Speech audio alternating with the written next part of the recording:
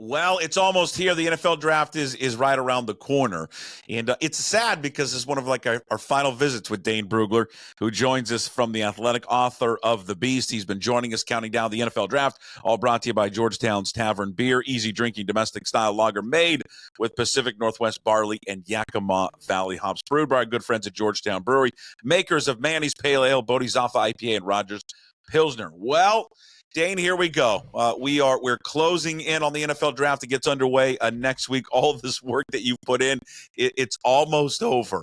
It's almost over. You've got to have a little sigh of relief, I would imagine. Yeah, definitely. This is it's a year-round process, and so when we get to the 5-yard line, it's like, all right, let's just. While I'm thinking about that celebration dance, I'm also thinking about, all right, how are we going to punch it in, right? How are we going to finish this strong? How are we going to make sure we get points on the board, that type of thing. So, yeah, I mean, the Beast, when it rolled out last week, the feedback was awesome. People really liked the interactive version. The PDF's still there. People want to download it that way. So feedback's been tremendous, both from fans, from guys in the league, from people in the media, just everybody, which was really cool to see. And so, I'm eager for this draft to get here so we can start talking about fits and where these guys ended up. But we're almost there. It's incredible. Go check it out. If you don't have a subscription yet to The Athletic, go get one, theathletic.com. And with your subscription to The Athletic comes The Beast. It is the best one-stop shop for your NFL draft coverage. You can get a PDF file and you can print it out, but the new web interactive piece that they did for the first time this year for The Beast is just phenomenal. You are just going to pour through it if you are a draft fan and a draft nut. All right, so we're leading up to the draft. I thought on this week's show we would just go through every pick if we can. I'll try to go through as fast as we can, and then we'll get to Seattle, obviously, at 18, probably spend a little bit more time on that one. We've been going over this a lot, in the last few weeks, positions and fits and all that, the rumor mill. Let's just start there with number one. It appears that Tennessee all along has been tied to Cam Ward. I would imagine that stays the same here next week. Yeah, like we mentioned before, it became pretty clear Cam Ward was going to be the pick. It's just, okay, are they going to stay put and pick, or are they going to trade out? I think they have their guy with Cam Ward, because if he didn't go 1, he was going 2 or 3. I mean, Cam Ward is going to be a top 3 pick in this draft. I think the Titans are very content sticking and picking and feeling like they have their quarterback for the future. Yeah. All right. So if Cam Ward, God, you would have told me 3 years ago watching him in Pullman where I have season tickets, I feel like there's no way this guy's going number 1. But hey, good for Cam Ward, and he's just I'll say this about him: he's a great guy off the field. Just not getting to know him, but just seeing the way he interacts with people. So that's really cool, especially where he's come from. So Tennessee goes Cam Ward at number 1. Then what does Cleveland do you think at number 2? Well, they need offensive firepower, and usually that would mean a quarterback here, but I don't they're desperate for a quarterback, but at the same time, I don't think they're going to force the quarterback, put it that way. And so I do think Travis Hunter would be the lean because he can give you a spark on offense while still giving you something on defense. And in my opinion, he's the best player in the draft. And so when you have a chance to draft the best player in the draft, you do it. And so I think they're at a spot where, yeah, I mean, glass half empty is you wish it was a quarterback. Glass half full, you're getting the best player in the draft and another cornerstone you can build around. Is there a chance that there's a trade there at all? You never rule it out with the Browns. I think they're always looking to acquire assets in the draft and move back. But if you're the Browns, what are you trading back to? This is a draft where you want a top 4 pick. You don't want the number 8 pick, because relative to other years, you're not getting a true top 10 player at that spot.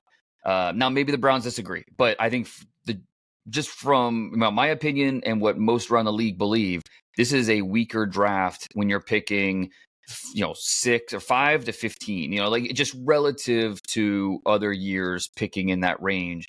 Micah Parsons wasn't a top 10 pick.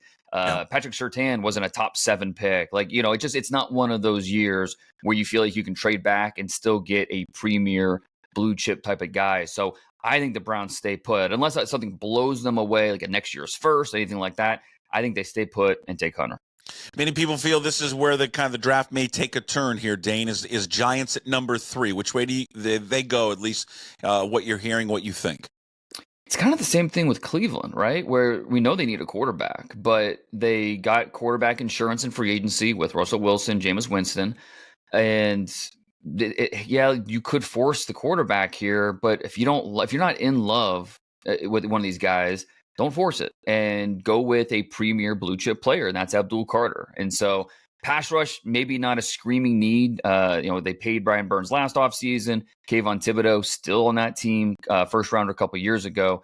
But again, I think when you draft top 3, top 5, you draft players, not positions. And so you draft the best player available. And if Hunter does go 2, then I think Abdul Carter would be that guy at 3. Be a great pick to get Abdul Carter there at number 3. All right, so New England there at 4, coming off a 4-13 season. You got a vibe where the Patriots turn. I think they should think long and hard about Ashton Genty there. I think running back, again, maybe not a screaming need. It's pretty early to take a running back. But, it's not like you're not taking a 1A pass rusher over a 1A or a 1A running back over a 1A pass rusher. You're taking a 1A running back over 1B whatever else. There isn't another top guy. And so if you stay true to the motto of taking the best player available who's going to truly impact your roster, and we talk a lot about offensive line and what that would mean for Drake May. Well, think about what a running back like Ashton Genty would do for the quarterback. So I think they should look long and hard about Ashton Genty. But if I were a betting man, I'm going to go Will Campbell. I'm going to go the left tackle. I'm going to go with the guy that's going to protect the blind side. The arm length has been a topic of conversation the last few months. How about the last 3 years of tape? He allowed 2 sacks over the last 30 games in the SEC. So this is a player I'm going to trust the tape, feel good about the guy I'm getting to protect my franchise quarterback. You had me scrambling. I was trying to look at the last time a top 5. I thought you were going to go Genty there. Last time a top 5 running back. It's been selected the first probably 5. Yeah. Is that it? Yeah, number 2. Yeah. Number 2 overall, 2018. And then the year before that was Leonard Fournette. He was 4th overall to Jacksonville. Yeah. Bijan was a top 10 guy, so it's not something we see often. But I think the quality of the player plus the just the relative weaker top 10 this year could make something like that happen. Well, okay, let's go to pick 5, and this is where I think Ashton Genty goes. Yeah, I mean, I think with ETN's in a contract year. This is not the GM that drafted an ETN. I think Bigsby's still there, but it's not going to stop you from making a pick like this.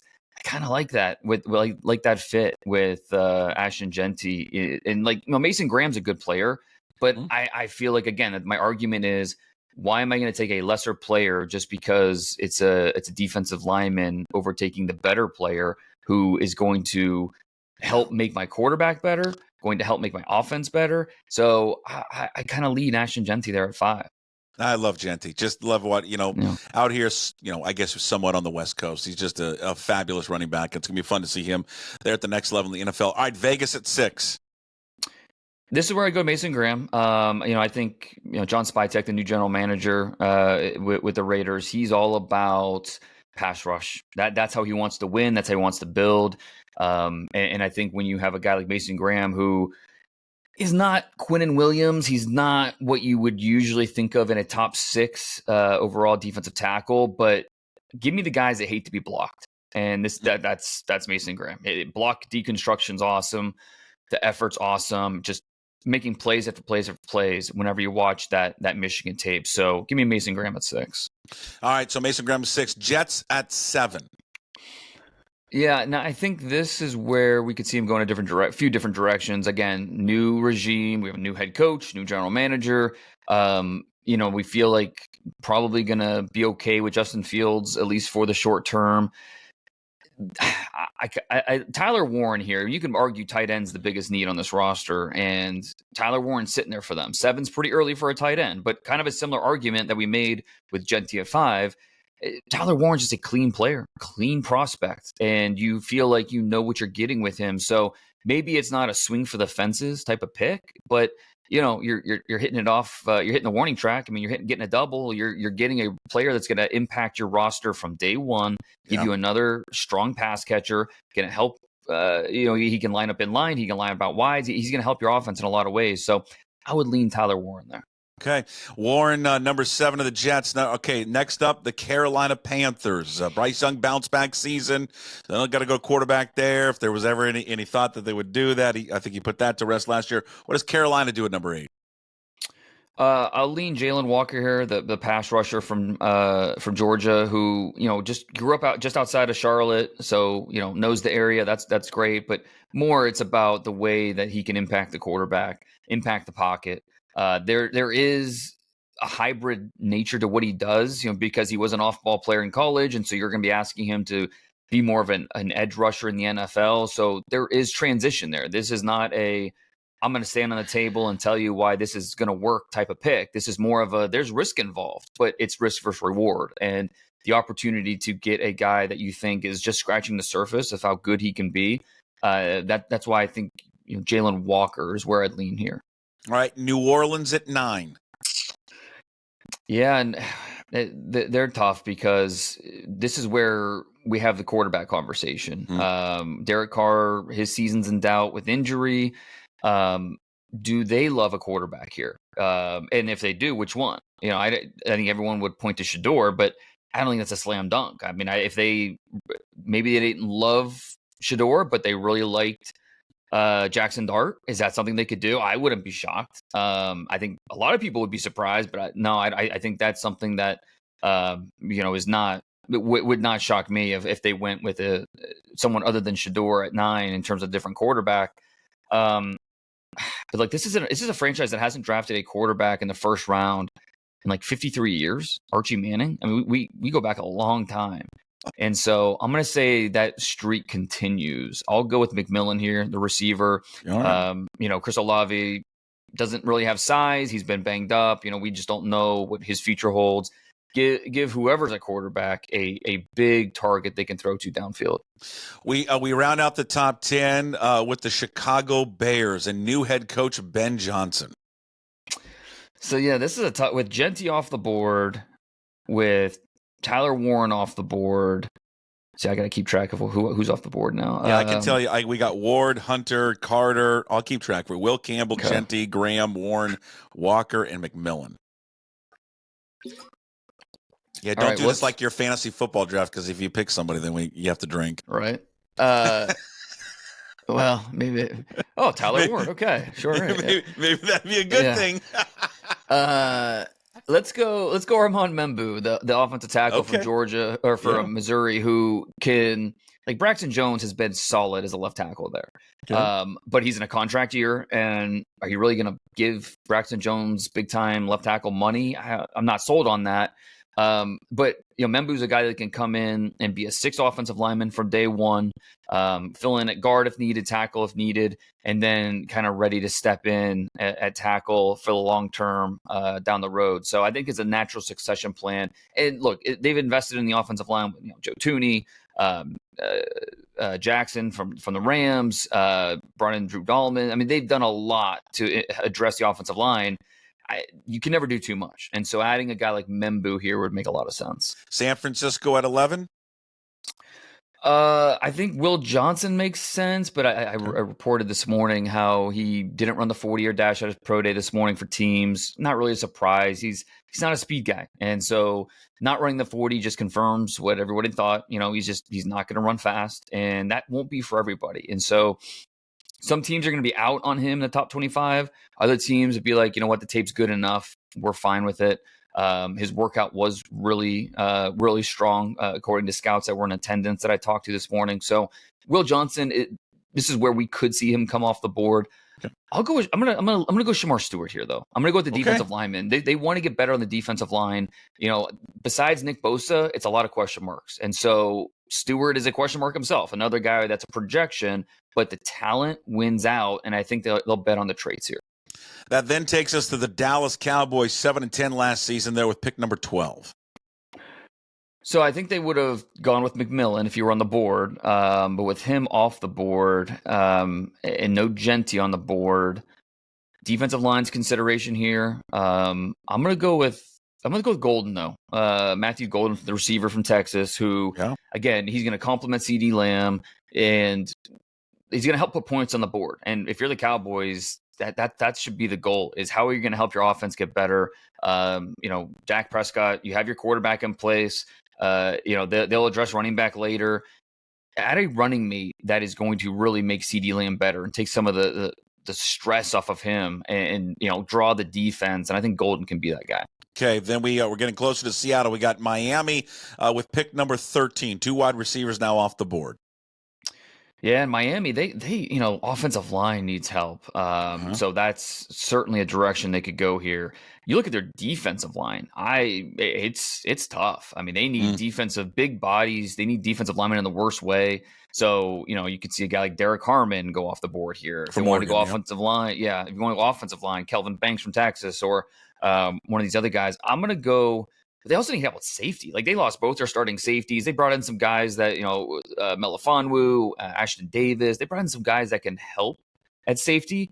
But I would love to see what Nick Emenwari, the safety from South Carolina, could do in Anthony Weaver's defense. A guy 6'3", 220, ran in the 4.3s, explosive athlete, but also has football IQ that shows on tape. And so I'm going to go with the impact, the guy that has a potential to make a true impact, and that's Emenwari. Okay. We got the Colts there with pick number 14. This is kind of chalk, but it makes sense. I mean, Colston Loveland, the tight end. Do you think about, they need to help their quarterback, whoever that is, Anthony Richardson, if they want to, or if Daniel Jones is going to be playing, whatever. They need to help the quarterback, and adding an explosive weapon like this who has speed. He's really natural as a pass catcher. I think they would feel like they're getting a steal if they're able to get Colston Loveland at 14. Yeah. All right, 15 with Atlanta. We know we don't think they're going to take a quarterback this year. We think that they're okay with Michael Penix. They shook it up last year. What does Atlanta do at 15, Dane? We'll go with a different Michael. We'll go with Mike Green, the pass rusher from Marshall, who led the FBS in sacks last year. Also led all FBS defensive linemen in tackles, which I think sums up the impact he can make versus the run. It kind of shows his motor and hustle, and just the guy doesn't quit. So I think that would make sense for a team that needs to get better on the edges. They've done a lot of work on him. So, the character questions maybe won't be as much of a question mark for them. So Mike Green, 15, the Falcons. Okay, Arizona at 16. So, Arizona, they went first round defensive line last year. We could see them do it again, or later in the first round. They went Marvin Harrison early, and then later with Darius Robinson in the first round. I'm going to say they go back to the defensive line.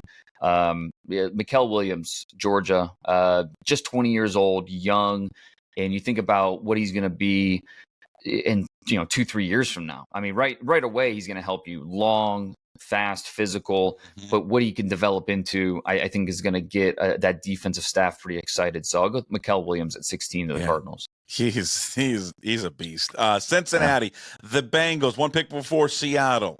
Don't steal our pick, Bengals. What are you thinking there for Cincinnati at 17? There definitely are some needs that match up. I think the Bengals, they really need to get better at guard. They need to, think about how much they invested in the offense this offseason with the two receivers, Jamar Chase and T. Higgins. I could see them still just kind of lean into it and say, let's outscore our opponents, 60-59, and say, let's go with an offensive lineman to help keep Joe Burrow healthy and upright. But I'll say they go defense. They have to invest in the defense one way or another. This is where I'll say Derek Harmon from Oregon, who really disruptive, led the FBS in pressures this year among all interior defensive linemen. Above, you look at the Bengals, their biggest need isn't necessarily the first level, the linebackers, second. They just need an impact player on defense, and I think Harmon could be that for them. Okay, that takes us to Seattle at number 18. This is not an offensive lineman. We're not talking to you ever again. No, I'm just kidding, Dane. What do you think, Seattle? There's a lot of issues for this football team, but certainly along that offensive line is their biggest one. Do they go offensive line here at 18, you think? Yeah, I think they would consider maybe Jahad Campbell from Alabama, the linebacker. I think there are a few players they would consider here, but Gray Zabel, North Dakota State, this is really a natural fit, I think, in terms of scheme and what they want to be. Zabel is, like during the season, I think he solidified himself as a top 40 guy. The tape was that good. Like, this is a top 40 pick all day. And then what he did at the Senior Bowl and then the Combine and the Pro Day, every step of the workout, of the process, the last 3 months, I think has put him in position where he could easily go top 20. And if he doesn't go top 20, I think the Vikings would love to have him. He's going top 25. And so right here at 18, I love the fit here with the player and the team and the identity of what they want to be. So I think it makes a ton of sense. And you think it can be either or, center or guard here for him?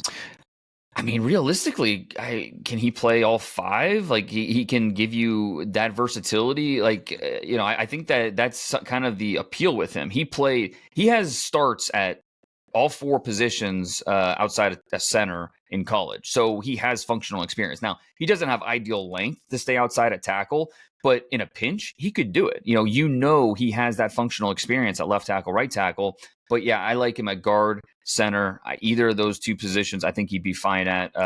The athleticism's there. 36.5-inch vert for a guy that's 312 pounds. Like, this guy can move, and he also loves to finish. He's not a finesse guy. He will finish you past the echo of the whistle. So yeah, big Zabel fan. And if he's able to go this high, I think it just speaks to the process that he has had. I know we got, we're going to run out of time, so I'll just rapid fire. We'll try to get through these as fast as I can. Tampa Bay at 19.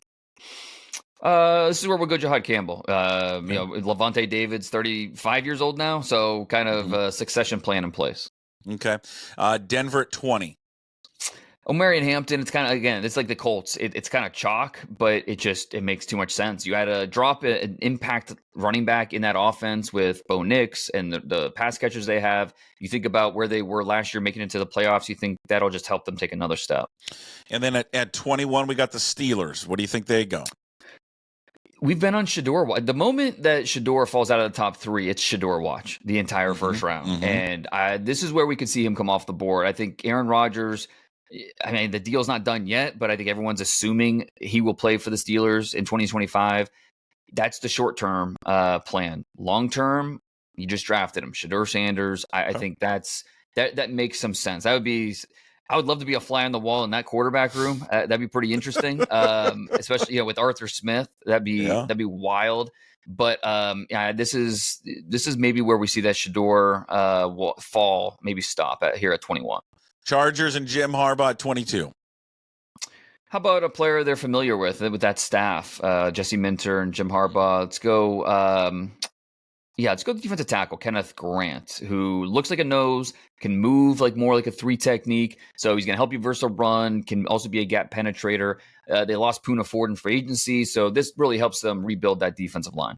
Okay, the Packers are on the board there at 23. Will Johnson, who I mentioned at 11, he's still on the board. Let's have him come off the board here. We don't have the 40 time on him, but you know what? The tape's awfully darn good. And so, let's give him to the Packers. Okay. Vikings, great year last year, 14-3. Which way does Minnesota go in the draft? Yeah, if Zabel's here, I think that makes a ton of sense for them. We could see him go Kelvin Banks, another offensive lineman. I think Brian Flores is really going to like Jedi Barron, the corner from Texas, and what he can. Flores likes to be so versatile with that secondary. So let's drop Jedi Barron in there, nickel, outside safety. He can do a lot of things. Okay, Houston Texans are on the board now at 25. I think everyone's going to say offensive line, but let's go to the defensive line. Walter Nolan, who, if teams were convinced that he would. With what you're getting, the talent says you should go top 15. So to get him at 25, I think would really help the interior of that defensive line in Houston. Okay, Rams are on they get their pick. Rams at 26. Let's go Josh Connerly, the Oregon left tackle who can play guard or tackle. Help keep Matthew Stafford healthy and keep our window open of contending. Yeah, Ravens then right after him at 27. Let's stay with the offensive line. Go Kelvin Banks from Texas. We know Ronnie Stanley's back, but this would be an upgrade at guard and then also give you an option at tackle if you need to. So let's invest in the offensive line if you're Baltimore. Okay, heartbreak last year for the Lions, 15-2. Couldn't get it done. Where the Lions do at 28. I think they're going to go best available on defense, whether that's going to be Walter Nolan up front. That could be Landon Jackson, the edge rusher. Let's go Maxwell Hairston, the corner. They went corner last year in the first round. Let's go right back to that well and add another impact guy out on the outside. Okay, the Commanders then up next at 29. When they went and traded for Laramie Tunsley, obviously felt a big need at left tackle. So let's move away from that. They need an edge rusher. I'm going to go Emeka Ibuka. Terry McLaurin, another former Buckeye, is such a dynamite part of what they do. Let's add another player to that, another former Buckeye and Ibuka, and really help Jaden Daniels be the best that he can be. Yeah, local kid from out of this the Pacific Northwest. All right, pick number 30, the Buffalo Bills. Josh Allen. Where do they go? Let's go Malachi Starks, the other safety in the first round, who just has great tape, can play a lot across the secondary. They've got some question marks. They invested in Cole Bishop last year, but he was so-so as a rookie. DeMar Hamlin is a fine player, but more of a third safety. Let's add a guy like Starks who can be an impact player. Okay, two teams there in the Super Bowl. First up, the Chiefs at 31. Well, it's worked out perfectly for them with Josh Simmons, the left tackle from Ohio State, who's got that discount sticker on him because of the injury. Some of the interviews were up and down as well, but just trust the tape with Josh Simmons. And we know left tackle has been a problem area for the Chiefs, so let's protect Pat Mahomes and get him a left tackle. And here we go, last pick in the Brugler Puckett mock draft. The Eagles at 32. They love to go in the trenches in the first round. Let's say Donovan Ezeraku from Boston College is the best available, I think. So let's go that direction. A guy that can get after the quarterback. They lost some guys. Brandon Graham's gone. They lost a few other edge rushers. So let's keep replenishing that part of the depth chart and add a guy that we know is a proven get to the quarterback type of sack artist. Dang, great stuff. He's got, at least right now, just with us. This can change when his mock draft comes out later this week. Check it out at theathletic.com. Cam Ward 1, then Hunter 2, Carter 3, Campbell 4, Genty 5. The Seahawks taking Gray Zabel 18 there for the Seattle Seahawks. Great stuff, man. I know you do so many of these all the time. We appreciate you carving out a few minutes with us leading up to the NFL draft. We will, if we do one before, probably don't do one before the draft, we'll catch up with you after the draft. But as always, big thanks for always doing it, Dane. Appreciate it. I really, really do. No, pleasure's all mine. I enjoyed it. I look forward to next time. Okay, Dane Brugler with us, author of The Beast, all brought to you by, I should say, if I can spit it out, Georgetown's Tavern Beer. New episodes with Dane Brugler leading up to the NFL draft, our NFL draft countdown show. All right, Dane, we'll talk to you after draft. Thank you, sir.